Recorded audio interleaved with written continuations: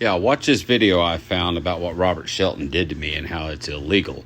And make sure you see that Kevin Logger, Shannon Logger, and their daughter, formerly Shelby Logger, now Shelby Rizzo, all mandated reporters, all received the report and the date that they received it, and they did not do their job. I go see the task force on May 5th about this. Guess you should have talked to me about terms of surrender, because I'm definitely not going to back down.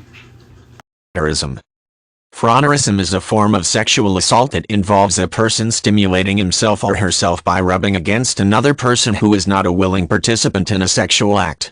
This is typically done in a crowded area such as a concert or on a crowded subway, bus, or train. People targeted by this form of assault may not even be aware of the activity. It is a paraphilic disorder that is diagnosable by psychological professionals, and is often treated with various cognitive, behavioral, and pharmacological approaches. Frauderism should not be confused with frottage, which is a similar activity engaged in by consenting individuals for sexual stimulation or gratification. The term frauderism comes from the French word frauder, which means to rub, and frotture translates as one who rubs. Though it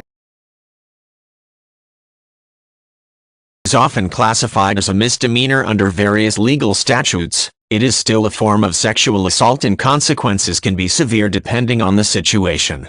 Someone who is the victim of frauderism may not even be aware of the crime, but may still feel violated or otherwise assaulted by the offending individual. It should also be noted that such actions against a child can be an early warning sign of later sexual abuse against children by a perpetrator.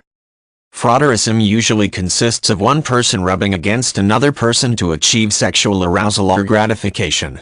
While most such actions are perpetrated by men against women, it is not unknown for men to be targeted by women as well. According to the Diagnostic and Statistical Manual of Mental Disorders, DSM, frauderism is typically diagnosed when the impulse to rub against others occurs for 6 months or more, and leads to negative consequences of some kind.